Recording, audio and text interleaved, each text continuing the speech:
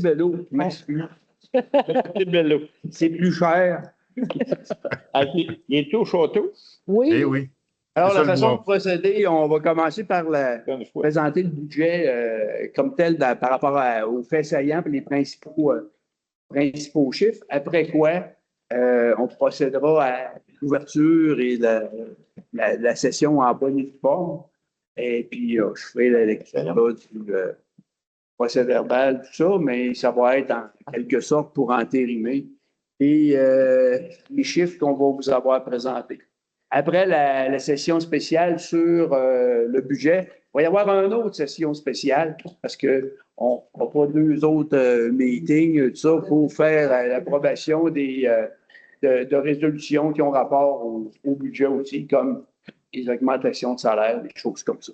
Fait qu'on va procéder après à une deuxième réunion spéciale. Fait que c'est une journée spéciale. Alors, quand on regarde les faits saillants par rapport au budget 2025, d'une part, un gros merci à tout le monde qui a travaillé fort pour monter tout ça. Mélanie puis Manon ont travaillé avec nous autres beaucoup. Et puis, dans les derniers milles, là, Ronald et André ont travaillé aussi pas mal fort pour simplifier la vie de tout le monde parce que c'est jamais simple de colliger toutes ces informations-là. Donc, pour le budget de 2000... On va peut-être procéder à faire l'adoption de l'ordre. Je pensais de lire, puis après ça, d'arriver avec... Ouais. C'est ça que je vous avais parlé tout à l'heure. Bon. Fait que le budget, par rapport aux faits saillants, on va augmenter le budget de 404 000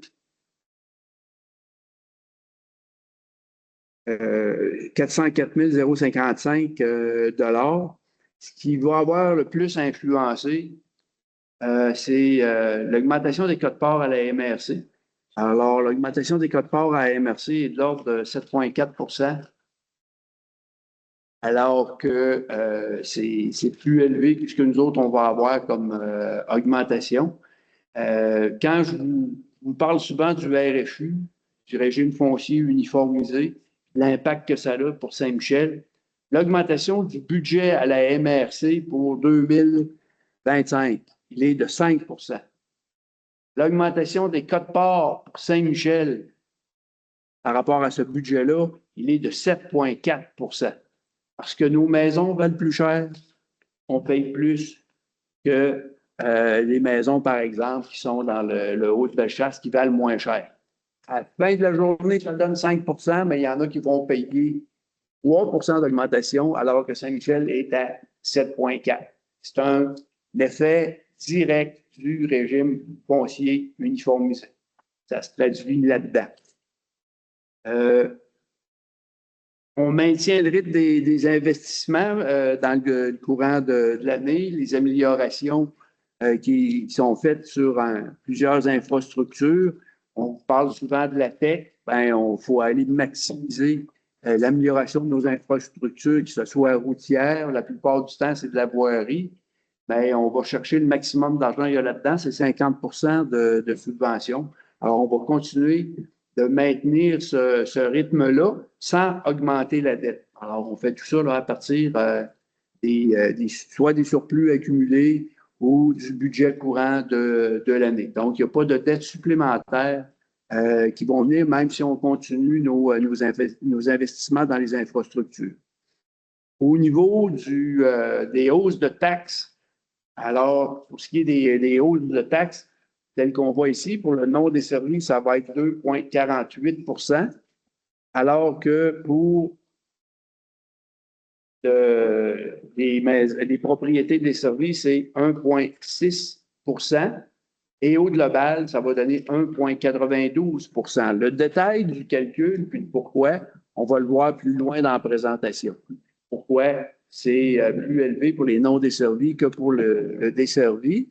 Mais globalement, à Saint-Michel, on parle de 1,92 d'augmentation. L'an passé, c'était à 4,45 toutes sortes d'explications pour ça. Des fois, il y a des données d'inflation, tout ça, qui influencent les budgets ou des revenus qui se présentent pas toujours. Alors, dans notre cas, cette année, tout en maintenant les investissements, tout en ayant indexé là, des dépenses, ben, on garde un taux global de taxation qui va augmenter de 1,92 On va aller chercher, on a environ 1 million de dollars de surplus accumulé.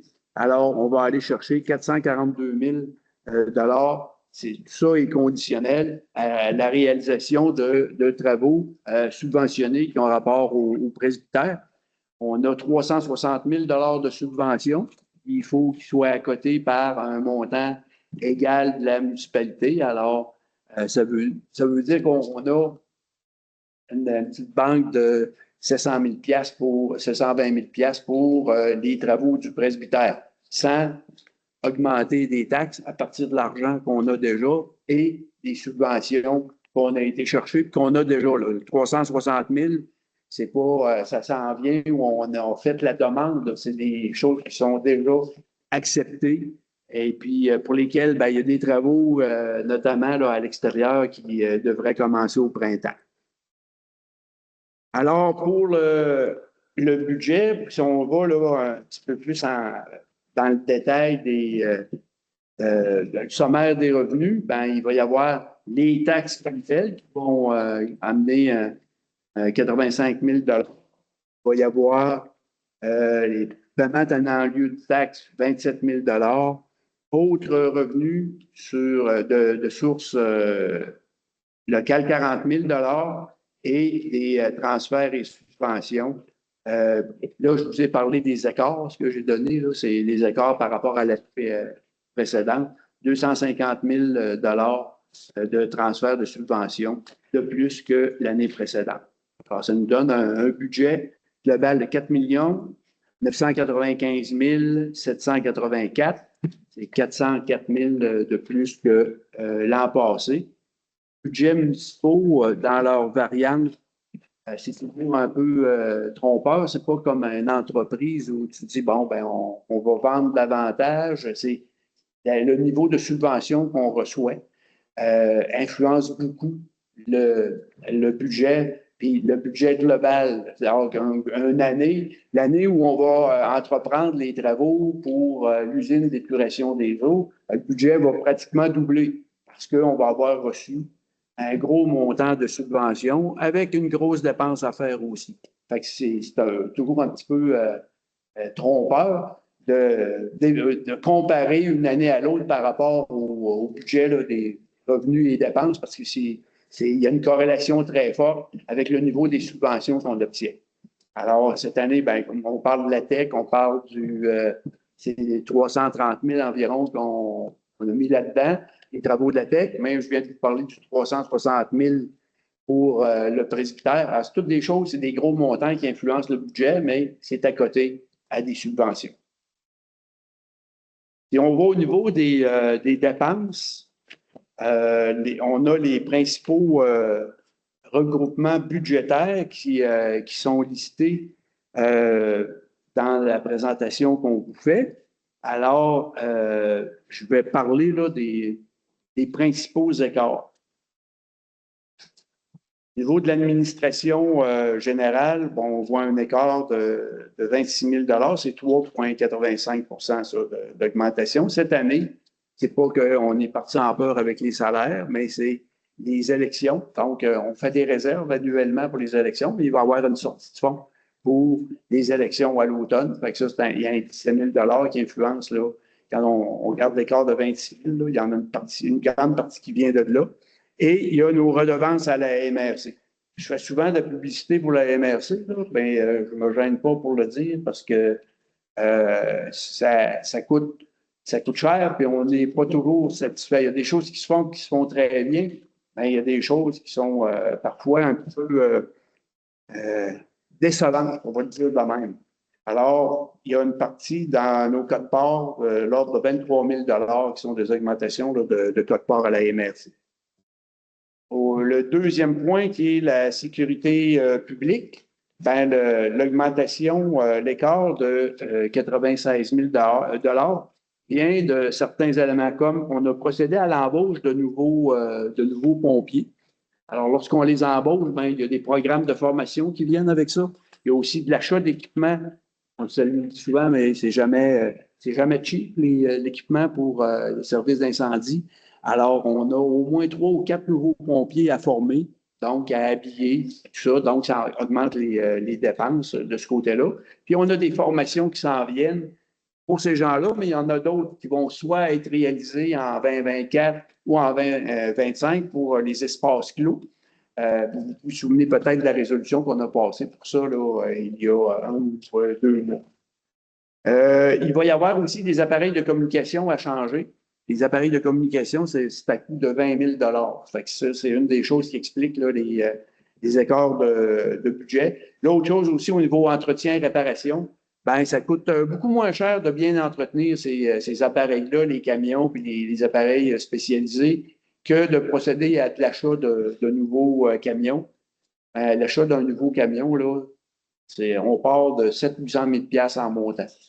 Ça fait que, oui, l'entretien, parfois, coûte cher, mais c'est très rentable. Même chose pour, c'est pas dans ce budget-là, mais quand on parle des travaux publics, ben, l'entretien de nos équipements, ça vaut la peine de le faire. André nous a fait monter des tableaux, puis on compare nos coûts d'entretien, et puis ça vaut la peine de continuer d'entretenir par rapport à acheter des nouvelles pépines, nouveaux ceci ou cela. L'entretien est très rentable. Donc, sécurité publique, les principaux écarts, ils sont là. Dans le côté plus, je dirais, dans le village, ben, il va y avoir aussi l'entretien de bornes fontaines à faire de l'ordre de 20 000 de plus que les années passées. On a des choses à changer, tout ça. Alors, ça fait partie là, de l'écart 98 000 qui est inscrit par rapport à l'année précédente. Au niveau sécurité civile, c'est tellement des petits chiffres qu'on n'en parlera pas. Au niveau du transport routier, notre écart vient notamment de l'enlèvement de la neige, le coût prédéterminé, c'est un contrat de 3 ans. Alors, le coût pour cette année prévu au contrat, c'est 33 000 de plus. Alors, déjà là, puis ça, ben, c'était prévu au contrat, donc il ne nous reste plus juste à l'inscrire puis bêtement payer après. Alors, ça, c'est une des explications.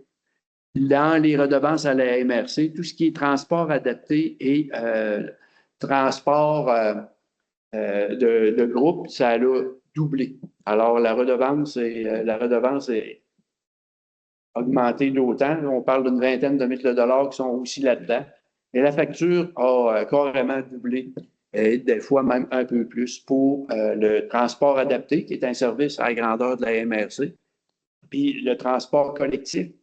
Transport collectif, là, c'est pas le transport interurbain, là, c'est quelqu'un qui a besoin d'un transport pour un rendez-vous à l'hôpital peut appeler et puis recevoir ce service-là là, à des coûts qui sont vraiment minimes.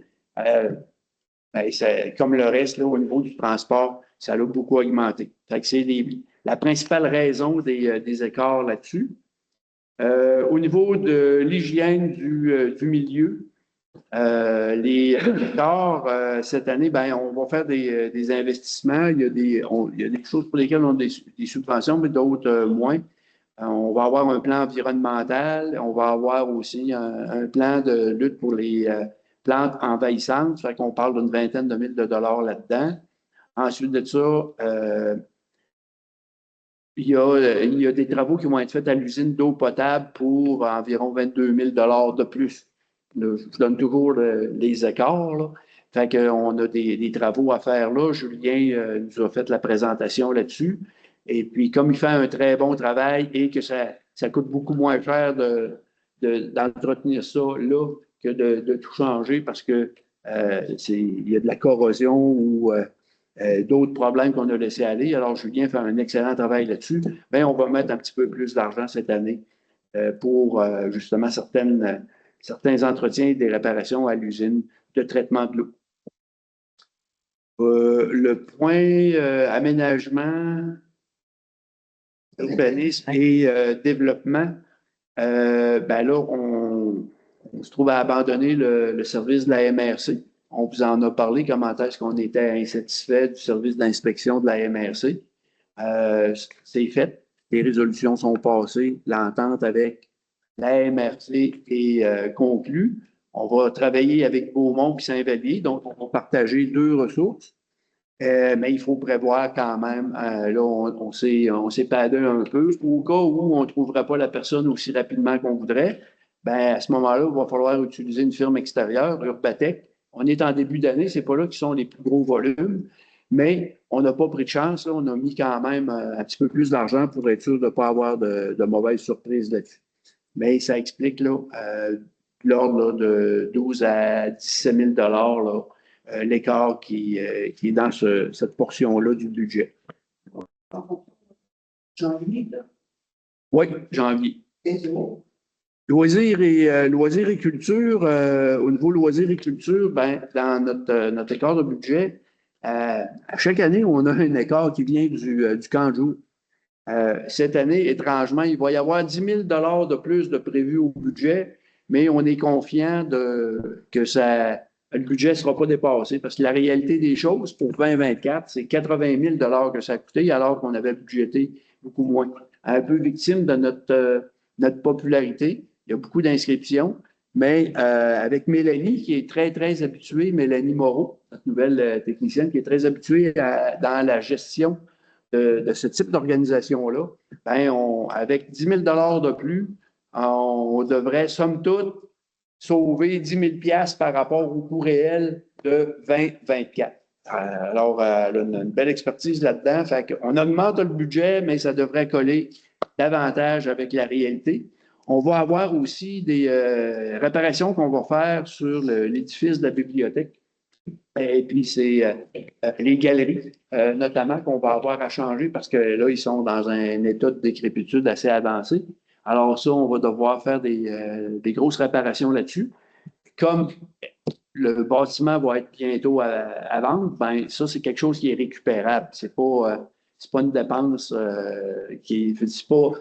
c'est une dépense, mais on va pouvoir en récupérer sur la valeur marchande du bâtiment. Néanmoins, il faut le mettre au budget et ça explique les écarts là, pour le budget tourisme loisirs.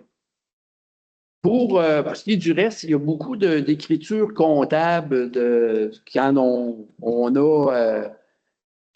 a des transactions qu'on fait avec des subventions. Fait que c'est ce qui est, vous voyez, qui est en négatif ou en rouge, là, c'est beaucoup de ces choses-là. Fait que ça, c'est un peu, ardu à expliquer. C'est plus facile de mélanger le monde que de donner une explication claire. Mais c'est dans notre budget et dans tous les cas, c'est pas de la dette où on va aller faire des emprunts pour payer ces choses-là. Donc, c'est des écritures comptables qu'on est obligé de faire, des renversements par rapport, parfois, des subventions ou des éléments fiscaux. Mais je n'insisterai pas là, sur ce volet-là parce que c'est pas ce qui est le plus je dirais, pertinent par rapport là, à nos dépenses là, de la vie de tous les jours. À la page suivante, vous allez voir l'explication plus détaillée par rapport aux propriétés desservies et les propriétés non desservies. Alors, l'explication pour la variation au niveau de la taxation, ben, on voit que dans la taxe comme telle, c'est le même montant. Si vous flippez là, les deux pages, vous allez voir que ce sont 64,71 $. C'est le même montant pour les propriétés desservies puis les propriétés non desservies. C'est dans les éléments de dépenses suivants qu'on va trouver la réponse aux écarts. Donc, le tarif d'aqueduc pour les propriétés desservies, bien évidemment, ce n'est pas quelque chose qu'on va trouver dans le non desservi. Alors, il y a une augmentation de 8 là. Mais il y a, pour le tarif d'entretien du réseau d'égout, il y a une diminution de 16 de sorte que ça explique pourquoi c'est plus bas pour le servi que le desservi. Dans les dépenses de l'an passé, ce sont les mêmes tarifications pour les propriétés non desservies au niveau de la vidange des fosses septiques et des matières résiduelles. C'est les mêmes taux que l'an passé, donc ça ne fait pas de variation.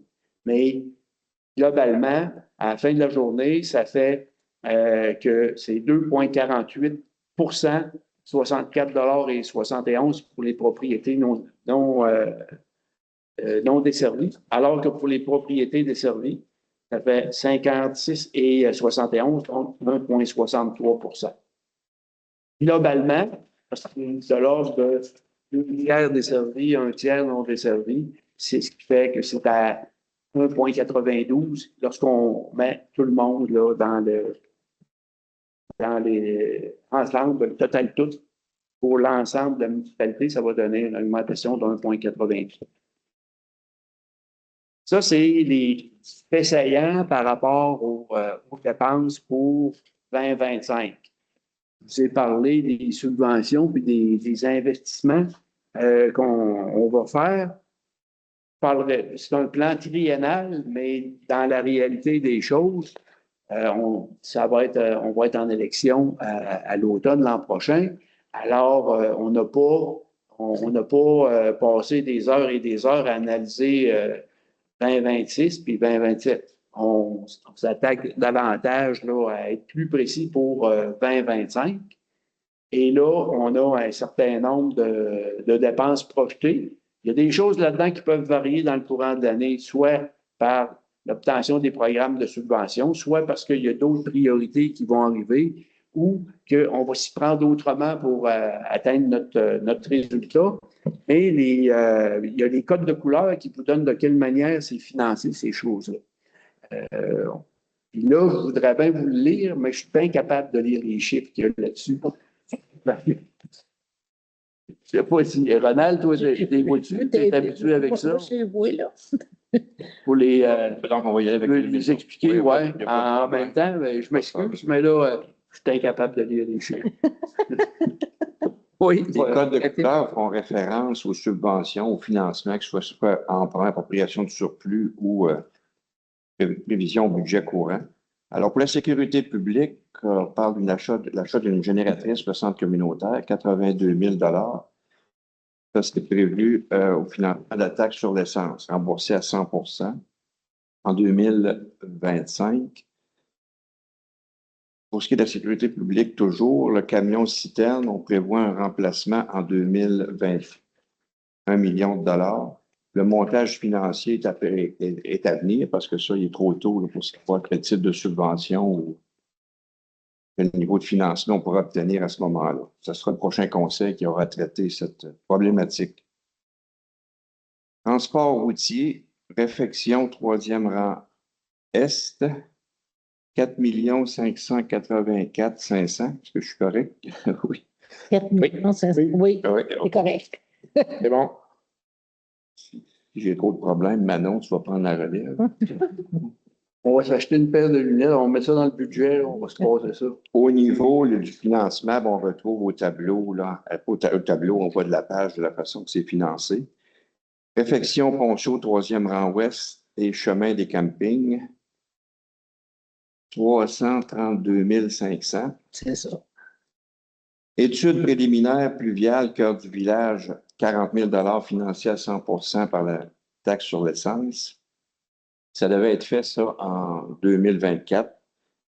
Les raisons de disponibilité du personnel et tout ça, c'était reporté là, en 2025. Études, c'est-à-dire caractérisation et plein de vie, deuxième rang ouest, 60 000 toujours financés à 100 par la taxe sur l'essence. Réfection, troisième rang ouest, phase 1. On prévoit deux phases, forcément. Alors, 400 000 En 26. Oui, en 26. Oui, c'est ça, pas en 2026, 2026. Merci de la précision.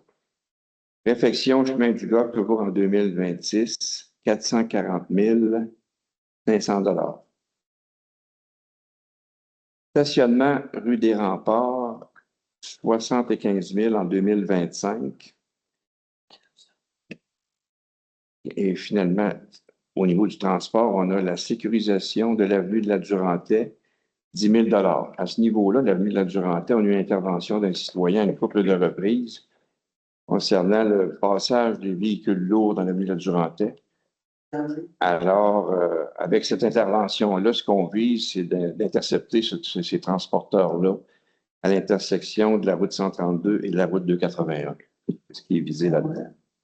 On cherche le bout du juillet, en Oui, mais il y a eu déjà des démarches auprès des commerces pour inciter les transporteurs à utiliser ça, mais il semble-t-il qu'il y a des délinquants encore, alors il faut procéder à ces changements-là. Hygiène du milieu. Usine d'eau usée 2025. On l'a divisé en deux avec 2026 parce qu'il y a des retards au niveau gouvernemental pour l'approbation du projet. On le répète, au niveau du conseil municipal, nos devoirs sont faits. Alors, on est en attente de l'autorisation du ministère à ce moment-là. Le montage financier est déjà prêt. C'est une subvention à 95 % pour l'usine, donc 5 % aux citoyens. Le projet prévoit un déboursé de 6 millions. Réfection des pluviaux du village. Bon, en 2025, l'étude va se faire. Et 2026 et 2027, on anticipe 1 demi-million par année d'intervention. Ça concerne les pluviaux entre le bureau de poste et, si on veut, l'intersection rue des Remparts et rue principale. Pour le reste des autres pluviaux à l'est et à l'ouest, tout est conforme, en tout cas, tout est fonctionnel. Aménagement, urbanisme et développement, projet de rénovation extérieure par le presbytère. Il y a déjà 360 000 de subventions consenties par le ministère de la Culture. On parle d'un projet de 720 000 parce que la municipalité doit contribuer à 50 % elle également. Ça, le montage financier est fait là-dessus. On a la description au bas de la feuille. Pour activer le projet de restauration intérieure du presbytère prévu à 700 000, car l'étude va être faite en 2025. Donc, on ne peut pas s'avancer sur le chiffre exact qu'il faudra investir pour le transfert de la bibliothèque, entre autres. On devrait obtenir ces informations-là au cours des prochains mois. Normalement, ça devrait être plus l'exercice 2026 qui serait affecté par les premiers travaux à ce niveau-là. Parc public, Défense Caravelle, 88 000, c'est le parc du projet Beaumont, près du théâtre Beaumont-Saint-Michel. Alors, quand il y a eu la municipalisation de ces rues-là, la municipalité voyait un terrain à des fins de parc. Ce parc-là, pour le moment, il est nivelé. Le fond de terre, si on peut dire, est préparé. Il reste à faire des aménagements au niveau là, des jeux et des accessoires. Aménagement terrain 82 principal, l'ancienne caserne d'incendie qui a été démolie il y a quelques semaines. 50 000 $, financé à même la TEC à 100 %. Le parc de la Caravelle aussi, c'est la même chose, financé à 100 % par la taxe d'essence. Et finalement, l'aménagement cuisine communautaire, subvention confirmée de 100 000 $.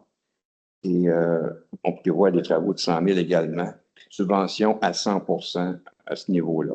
Alors, ça complète le plan triennal des immobilisations. Merci, Ronald, pour tes yeux et tes explications. C'était très limite au niveau des yeux. Alors, maintenant qu'on a donné l'ensemble des explications, on va procéder là, à la réunion formelle comme telle. Donc, on va procéder à la lecture et l'adoption de l'ordre du jour. Donc, point 1, ouverture de la séance. Point 2, adoption de l'ordre du jour. Au point administration et l'adoption du règlement 538-2024. Au point 1, point 2, une résolution pour l'indexation annuelle pour nos C'est la deuxième. La suivante. Ben, hey, je suis en avant, je suis dans l'extraordinaire de l'extraordinaire. On recommence.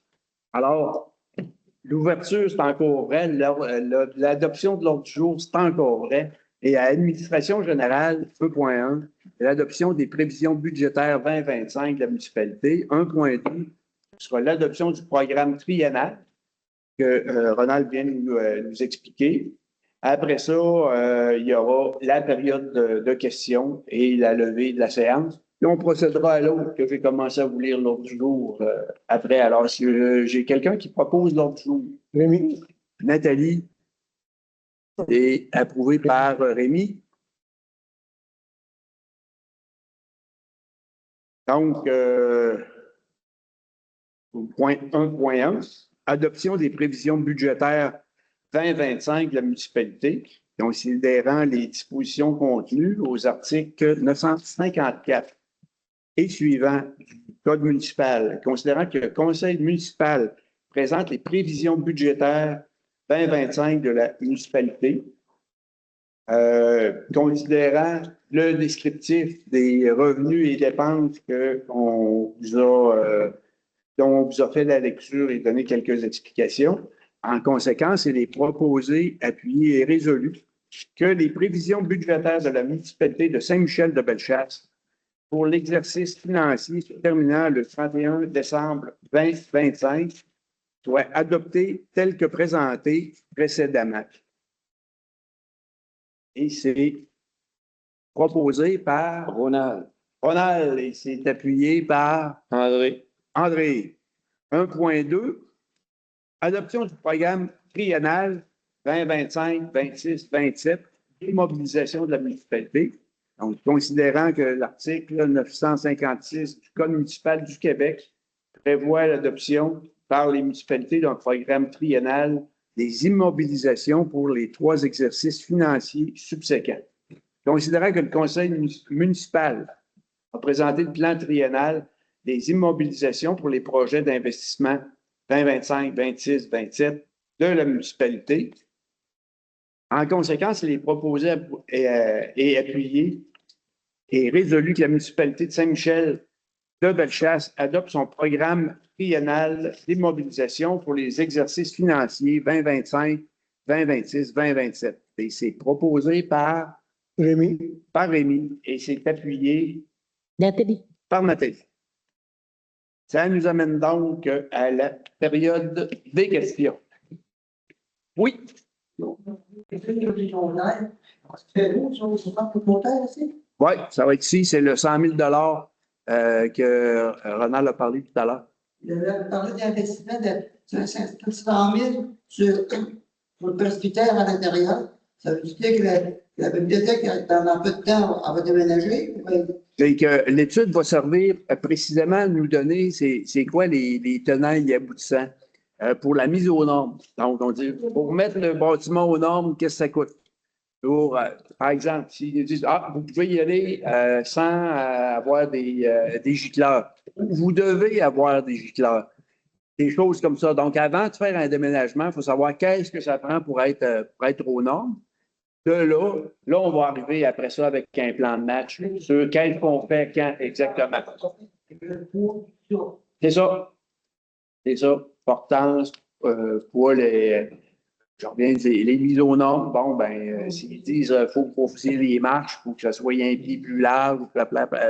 Mais là, on a des opinions, là, on va avoir des faits. On va savoir exactement, parce que ça va devoir être fait par une firme d'architectes qui connaît évidemment ce milieu-là et qui connaît le milieu patrimonial.